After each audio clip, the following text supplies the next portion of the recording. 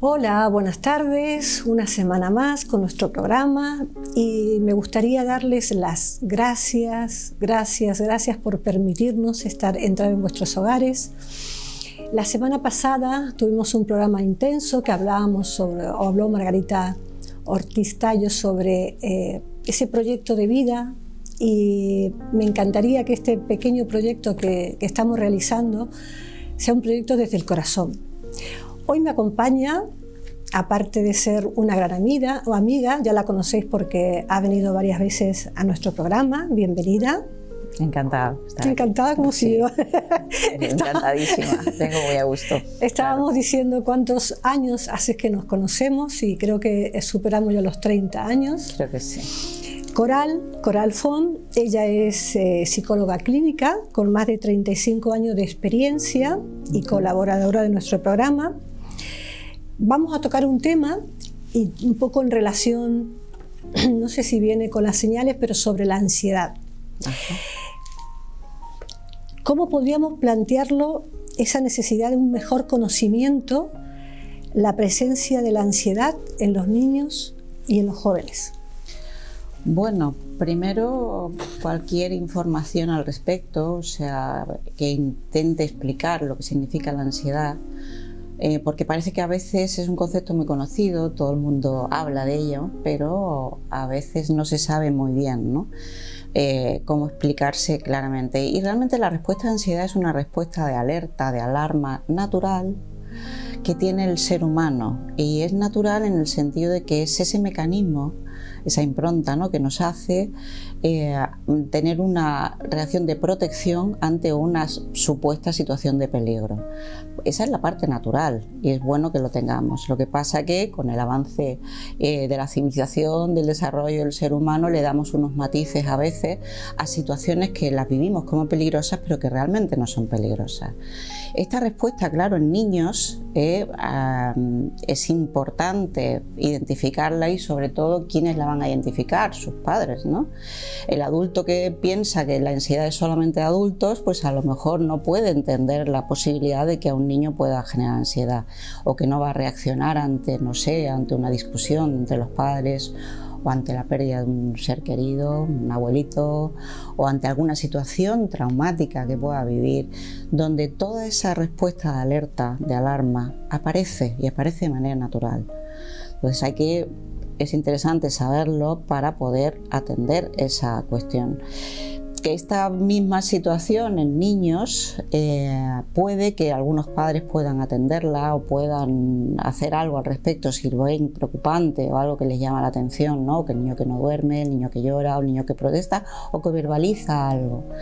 Y puede que a lo mejor depende de lo adaptativo, ¿no?, que sea esa conducta del niño, hay veces que pasa desapercibido y puede volver en la edad adulta.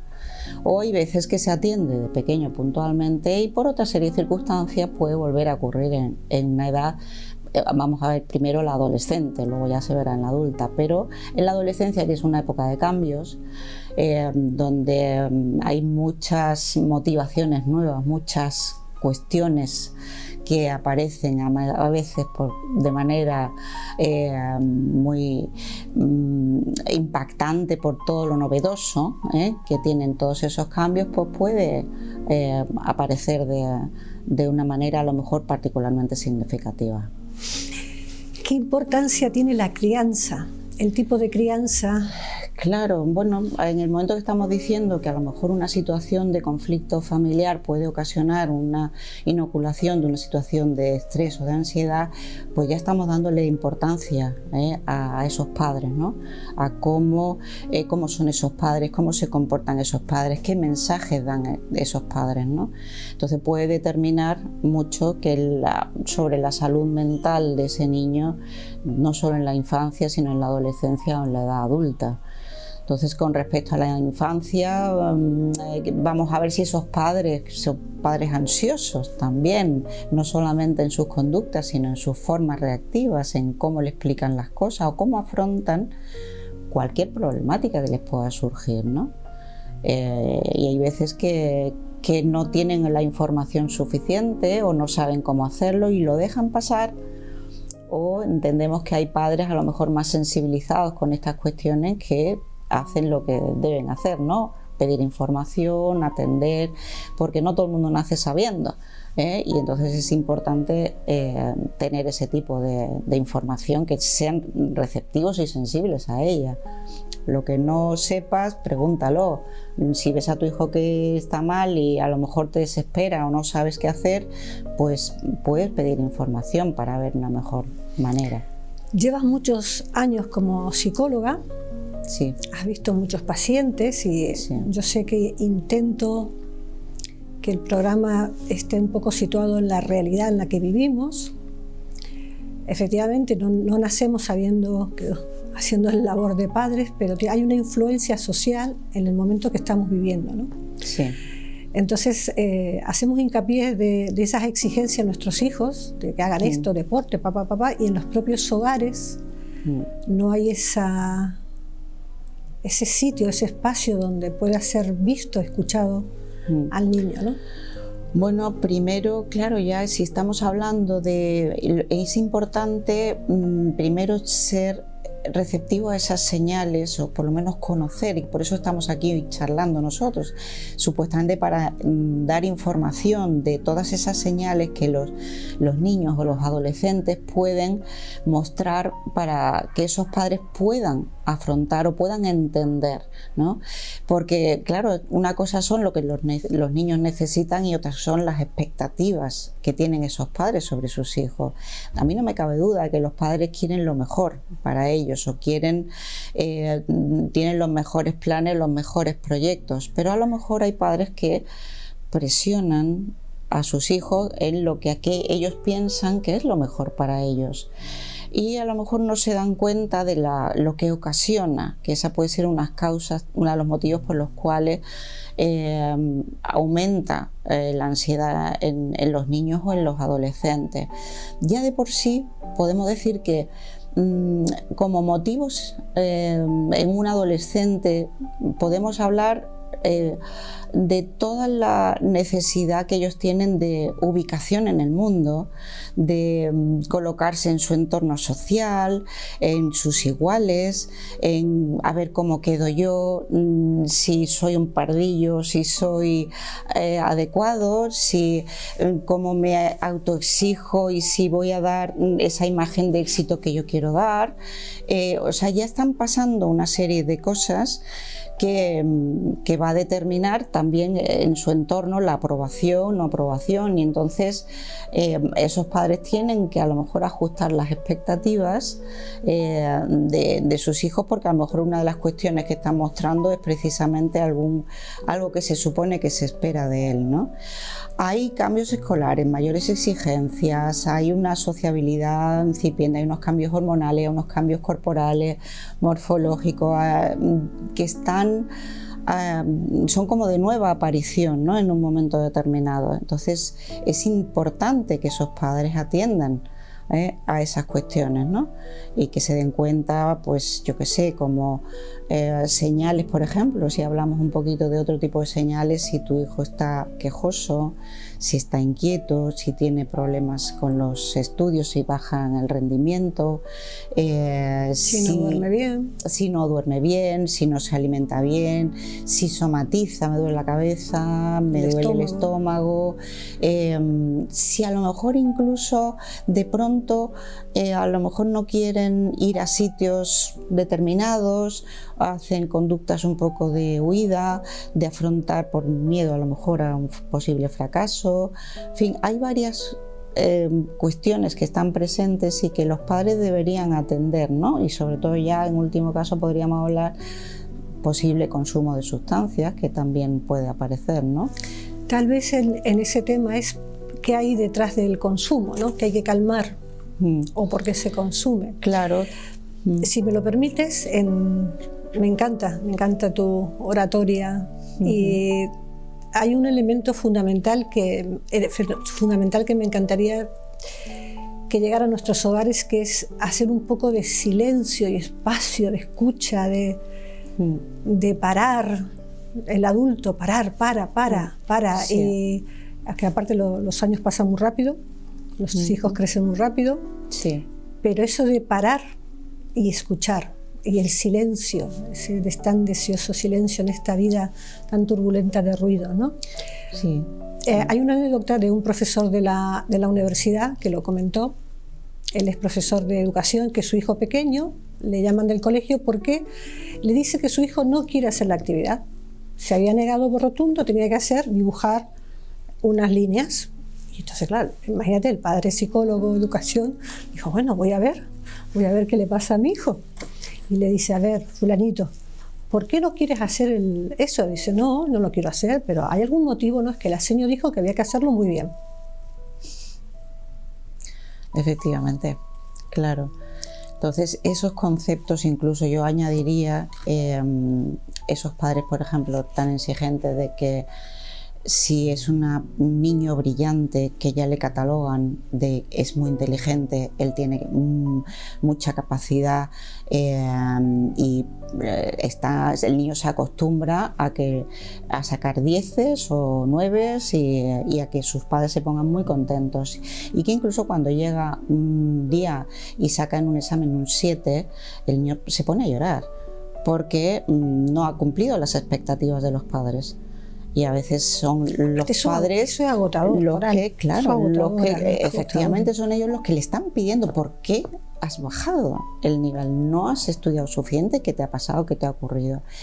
Eso es la ansiedad, la preocupación que le supone al niño no dar ese nivel de éxito que piensa que sus padres esperan de él, y que él empieza a aprender a esperar de sí mismo.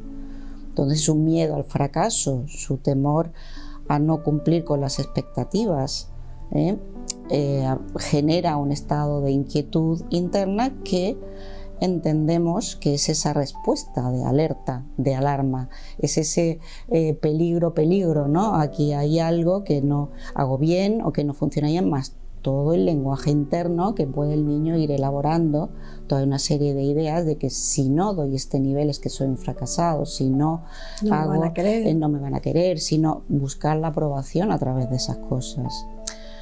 Puede ocurrir que a lo mejor ese paso, ¿no?, de la infancia a la adolescencia, donde un niño que a lo mejor es muy brillante, y esto es relativamente común, o puede ocurrir, ¿no?, que a veces un niño que hace todo muy bien porque consigue la aprobación de sus padres de esa manera y tal y cual, y luego entra en el mundo adolescente y a lo mejor pues hay otros intereses, otras cosas, ¿no?, que pues no sé, las relaciones con los demás, el verse exitoso también, el gustar, todo eso pues a lo mejor pueden entrar incluso en una etapa diferente donde hace un poquito de dejación de tanto de estas cuestiones académicas o de rebeldía si la presión es muy fuerte. Eso es lo que hablábamos de esos padres, ¿no?, con esa incidencia de que tienes que o esperan esto es lo mejor para ti, porque yo quiero lo mejor, porque tú puedes, porque tú eres muy inteligente, y a lo mejor no se dan cuenta de esos otros intereses, ¿no? Y agrégale la sociedad. No vas a hacer la sociedad, no vas a conseguir trabajo, tienes que... Claro. Y eso, ahora que lo has nombrado tú, esta cuestión, ¿no? ¿Cómo está la sociedad en este momento? O sea, en cada momento, ¿no? A lo mejor las preocupaciones como padre, bueno, ¿qué futuro vas a tener? ¿Que tendrás trabajo? ¿No tendrás? Y esa preocupación es compartida, o sea, el adolescente ya la tiene. Yo lo sé, yo soy consciente porque en todos los talleres tienen preocupaciones económicas. Claro. O sea, tienen preocupaciones de futuro. Claro. ¿De qué voy a vivir? ¿De qué voy?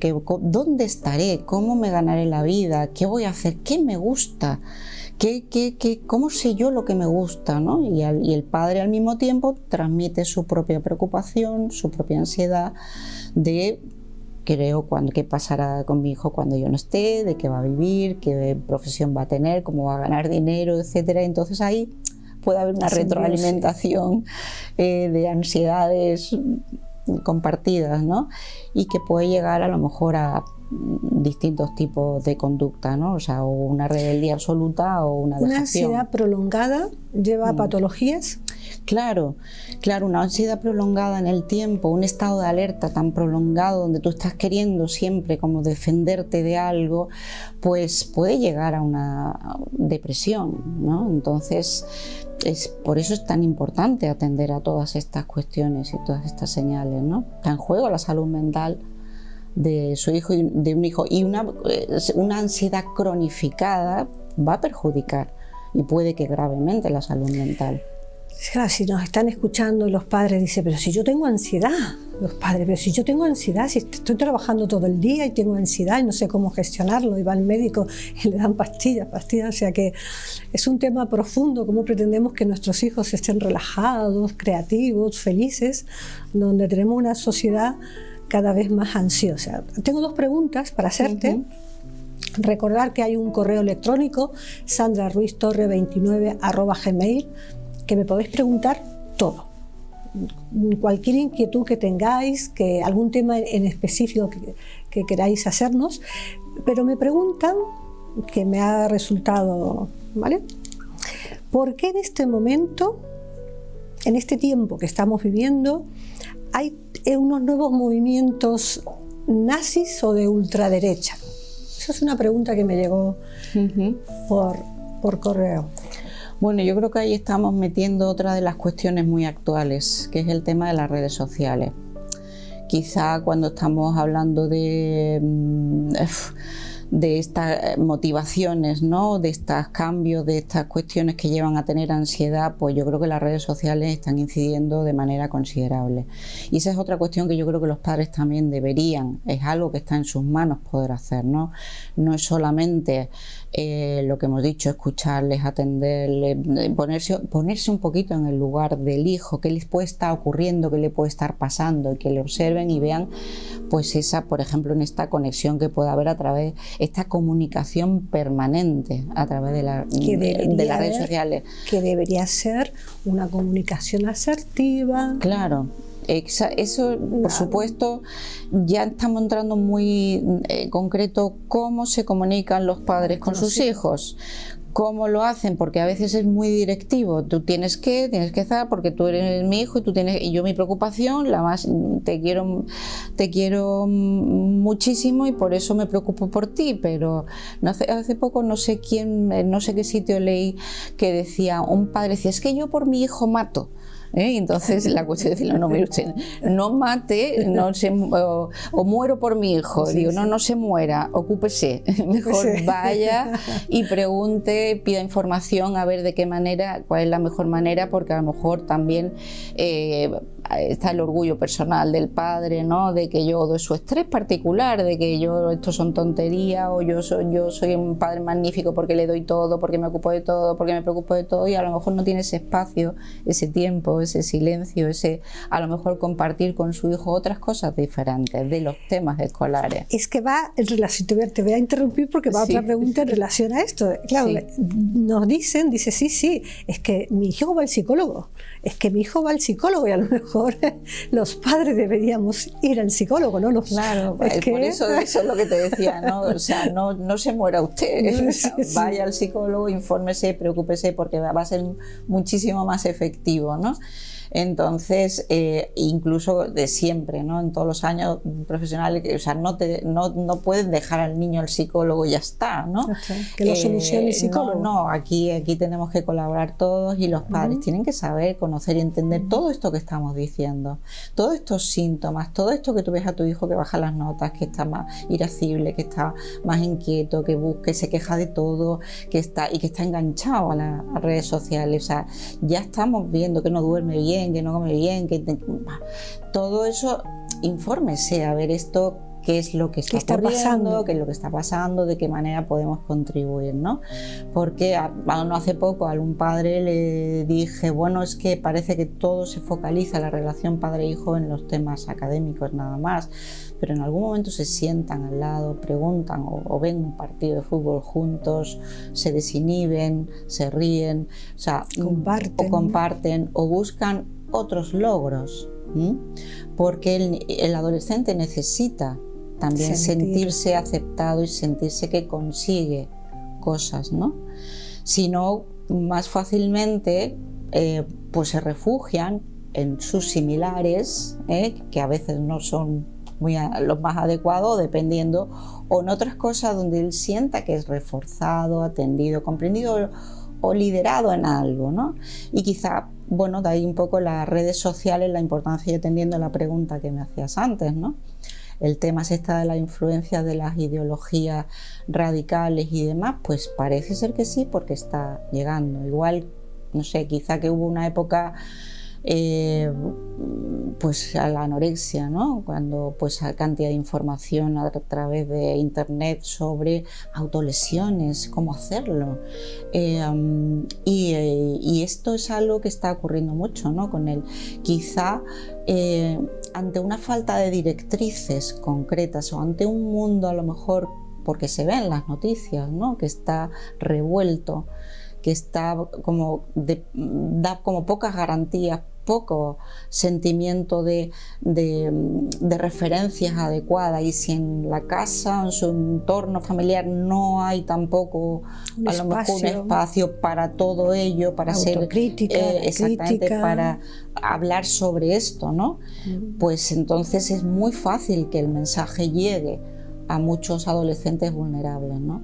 Por eso es importante, ¿no? Que los como padres, necesitados de sentir y se enganchan. Claro, sí, donde es como una referencia fuerte, ¿no? O sea, yo hace poco también un padre decía que su hijo había llegado con todas estas ideologías nazis y que, bueno, que eso eran tonterías de adolescente, que como su hijo era muy puñetero y muy puntilloso, pues estaba fastidiándole con esas cosas, y que él le dijo, bueno, déjame, que esto ya se le pasará. Bueno, pues no, es un buen momento para hablar de ello. Vamos a sentarnos, qué es lo que estás viendo, qué información te está llegando, quién la transmite, dónde es, cómo accedes tú a esto, cómo aprender a ser realista, a encontrar una perspectiva más adecuada de la información que hay en las redes sociales, más realista y más adecuada, con un pensamiento crítico sobre ello, y que pueda transmitirle lo que es bueno para ti, lo que no es bueno para ti, o sea, qué significado tiene todo esto, qué consecuencias tiene en tu vida, o qué importancia o qué valor tiene, ¿no? Entonces ya el niño ahí, el adolescente o el niño se va a tener, porque lo que necesita es eso, referencias o ideas contundentes, si no las va a buscar. Referencias reales. Reales, claro. Reales. Claro. Las otras, bueno, es más fácil en esa etapa, son más influenciables, entonces también en esa necesidad de aprobación, pues a lo mejor van también buscando otra serie de referencias externas, ¿no? Donde se pueda sentir que, no sé, más guay. En relación a la otra pregunta que me han hecho vinculada a esta me dice, pregúntale, Katy es una alumna que aprecio mucho, pregúntale a Coral, por favor, para que los padres escuchen qué influencia tiene que a un bebé le pongas el teléfono para distraerlo cuando está en un restaurante, cómo le afecta al bebé a nivel cerebral, ¿no? Porque tiene un niño, para calmarlo le enchufa. Claro, vamos a ver, yo lo veo. Igual que veo, esto es lo que nos pasa a los psicólogos, vemos cosas en nuestra vida en todos estos años, vas viendo muchas cosas, el niño con la tablet, el niño con el móvil, el bebé con el móvil, o sea, vamos viendo cosas y nos llama la atención muchísimo, me entran ganas de decir a los padres, mire usted, por favor, gaste un poquito de su tiempo en entretenerlo, en fin, o enseñarle cosas de cómo estar, o distracciones de otro tipo y tal, y no esto, ¿no? Porque es una manera de callarlo, ¿no? Pero están produciendo un efecto, yo no sé tampoco. Y un aprendizaje. Claro. Lloro, claro, porque además, eso lo podrá decir a lo mejor otras personas, a lo mejor un médico, es adictivo. Es por ahí adictivo. Va. Entonces, hay una inmediatez. O sea, yo me acuerdo también ver a un niño de un añito así, que una vez vio una foto, le enseñaron una foto y hizo así con la manita, como si fuera un iPad para abrir la foto, ¿no? Entonces ya tiene un aprendizaje y bueno, es verdad que están creciendo con la tecnología, ¿no? Están con el manejo de todo ese tipo de cuestiones, pero creo que hay un efecto adictivo que demasiado pequeño me parece una barbaridad. Total. O sea, ¿cómo va a seguir creciendo ese niño? Pues con la inmediatez. Y quizás ahí un poco enganchamos con otra cuestión muy propia de adolescentes, que es la frustración, ¿no? Que ocurre cuando las cosas no tengo mi aparatito y entonces me frustro y entonces lloro. A lo mejor un bebé llora, grita, y el adolescente pues lo busca y se engancha, y si se lo quitan pues no puede soportar esa intensidad, y no puede soportar ya se sienten muy, muy típico, ¿no? Perdidos, y yo estoy desconectado y mis amigos están y yo no, y todo ese sentido, ¿no? De pertenencia y de hacer lo que hacen los demás. Entonces hay veces, por eso es importante, ¿no?, que los padres enseñen a cómo manejar la herramienta, porque a lo mejor se tiende, si no sacas buenas notas, si te portas mal, te lo quito, te castigo, te lo quito, y el niño no está aprendiendo, o el adolescente no está aprendiendo. Para hacer unas pautas a los papás, que le estamos dando, me voy a decir, ya no nos den tantas cañas, a los papás que nos estáis viendo, ¿qué pautas para que haya esa buena comunicación con Claro, nuestros hijos? Primero tener en cuenta que es importante la buena comunicación, que es importante la comunicación, y si es buena, mejor. Para eso ellos a lo mejor están en sus vidas estresados, van corriendo, tal, y a lo mejor el tiempo, ¿no?, de calidad pues no siempre está, o no le dedican lo necesario. Entonces es escuchar a sus hijos, intentar entender el mundo de sus hijos adolescentes, ponerse en su lugar, para precisamente aportarle esa perspectiva real y cómo sobrellevar las dificultades. Entonces, para eso hay que hacer una escucha activa, una escucha constructiva. O sea, te escucho, te atiendo y opino, participo. Establecemos una dialéctica que ya en el mundo clásico era tan importante y parece que la hemos perdido, ¿no? Y un poco poder aportarle información de esa perspectiva. ¿Qué pasa? Que cuando se establece esa comunicación, entonces ya podemos intervenir en ayudarle a gestionar todo eso que le asusta, o todo eso, cómo sobrellevar las cosas de la vida, o sea, sus problemas escolares, sus dificultades, sus atoros, a lo mejor en alguna asignatura, sus problemas a lo mejor con otros compañeros. O demostrar afectividad. Claro, estamos cada vez más te estoy atendiendo, con lo cual te estoy demostrando afecto y que estoy aquí. Tengo un pinganito que Quique me va diciendo los tiempos, ¿vale? Y aunque no estemos en el portón, pero Quique está haciendo una magia aquí en la televisión. Sí. A mí me gustaría hoy darle las gracias a Coral, porque aparte de ser una buena amiga en el concepto de la palabra amistad, en mi trabajo con el método Dania, yo llevo realizándolo casi 14 años en educación. Coral siempre ha estado a mi lado. O sea, yo he recurrido a Coral, no sé la cantidad de veces, fines de semana, y para preguntarle. Entonces, gran parte del trabajo que estoy realizando te lo debo a ti, Coral. Bueno. No, mucho, bueno, porque has dado esa parte, y me gustaría que viéramos un vídeo de cuando comenzó, que lo hizo Inés. Sí. Y cuando quieras, Quique.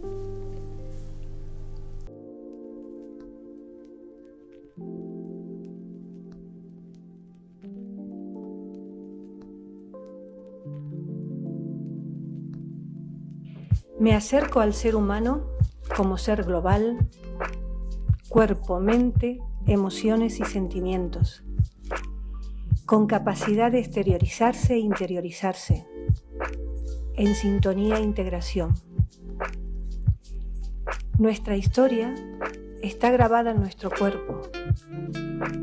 Hay que liberarlo de viejos patrones y tensiones para que podamos estar más cerca de nuestras emociones, permitiéndonos así un sentir y actuar más libre y original.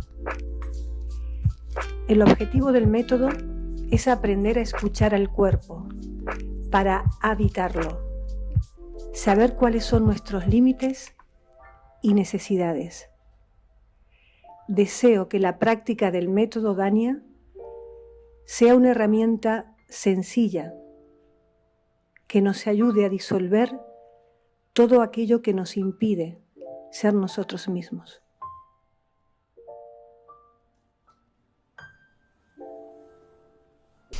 Gran parte de mi trabajo ha sido la confianza que has tenido en mí. Bueno. Hablamos la semana pasada de sacar ese potencial, ¿no?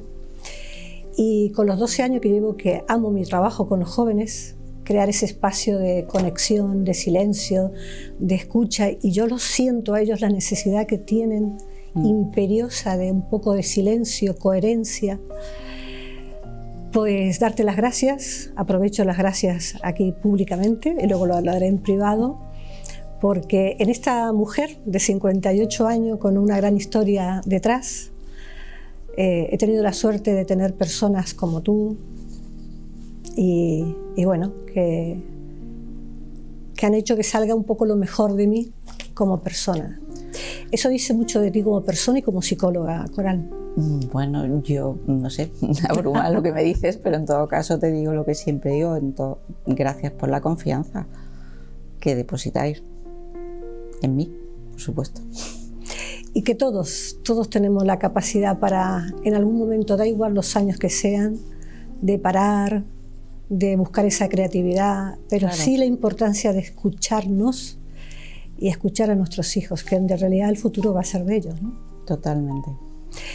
Gracias, Coral. ¿Te gustaría dejar algún mensaje a estos padres? No, que no se cierren, que pregunten, que lo que no sepan no lo den por hecho, que es así, que a veces nos obcecamos en algo y la información o el preguntar yo creo que es muy sano, es muy saludable y siempre enriquece, nada más que eso.